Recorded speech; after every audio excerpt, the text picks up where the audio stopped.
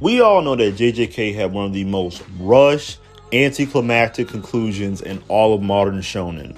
From a series that seemed to be on sort of an unbound momentum, it seemed like it was only going up every chapter. If you weren't there for Gojo vs. Sukuna, you missed peak after peak chapter, and you probably got it spoiled for you anyways. I remember where I was when that moment happened. I was at work, then I saw the hashtag trending on Twitter. I said, oh hell no, this cannot be. One of the craziest days and dare I say weeks on anime Twitter I think I've ever seen. But after that, the chapters still came out. Little by little, the hype for this arc was on another level. And then we started getting a lot of rather abrupt, unfortunate news. Shinjuku Showdown will be the last arc in JJK. Well, hold on. What about the Culling Games? What about the merger? Is Nabarro still dead? Is there going to be any repercussions to anything that's happened? Well, surely Gege meant this is the last major arc of JJK, right? The battle just ramped up. Yuji's going toe-to-toe with Sukuna. Choso just sacrificed himself. Yuji got to get it back in blood. And then you tease us with the return of Gojo. The internet went crazy. Oh, I knew it. I knew he wasn't really dead. Gojo's socks just went up. JJK will be going on hiatus. Hold up. Wait a minute now.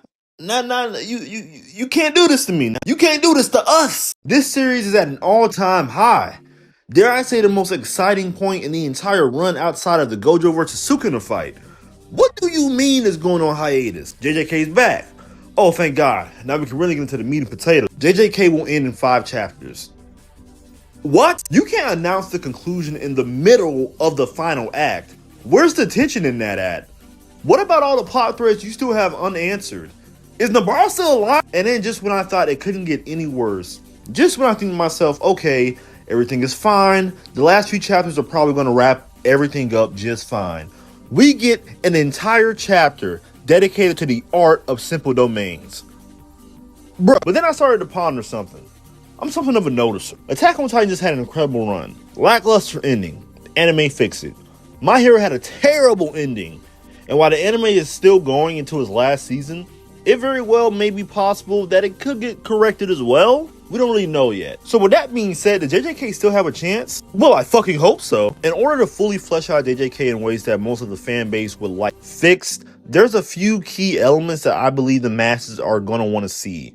Number one, how did he hit him with that slap? Number one, we need to see the state of Jujutsu Society post Shinjuku. One reason I feel like this is highly likely to happen is because at the end of Shibuya in the anime has a few extended scenes of curses running rampant all across Japan. In the manga, it was just a double-page spread of various people talking about how they, how they're scared and shit. Ooh, some curses are coming. Oh, we might die. Ooh, grow the fuck up, nigga. In the anime, we need the reactions of the people both about the Culling Games and Shinjuku. Especially since Gojo and Sukuna was recorded live, the reactions of such a devastating battle that left buildings into crumbs, craters in the ground, and of course, a lot of death needs to be explored. Number 2, we need a bigger expansion on the epilogue.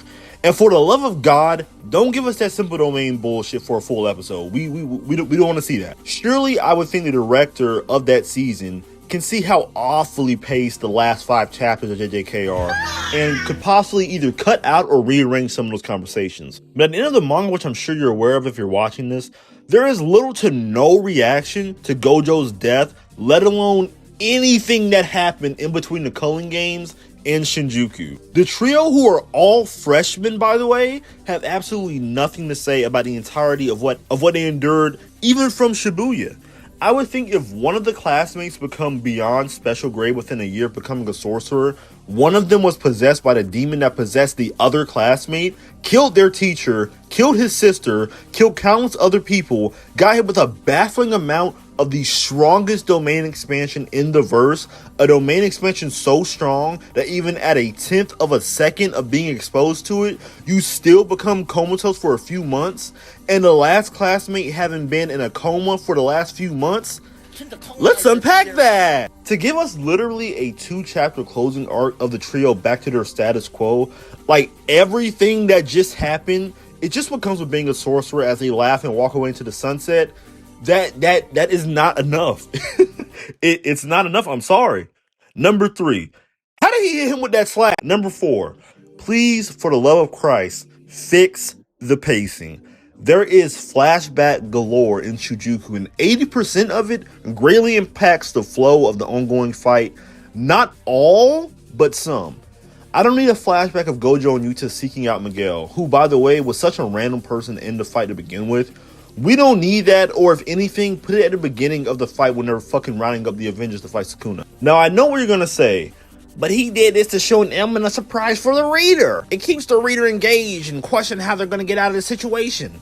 And to that I say, shut up, Nick. But in all seriousness, to close this video out, it was revealed to us that Gege had a bit of a health scare around chapter 261, I believe, whenever Yuta came back as Gojo. And whatever happened to him must have scared him to his core, because he expedited the end of the story like I have never seen.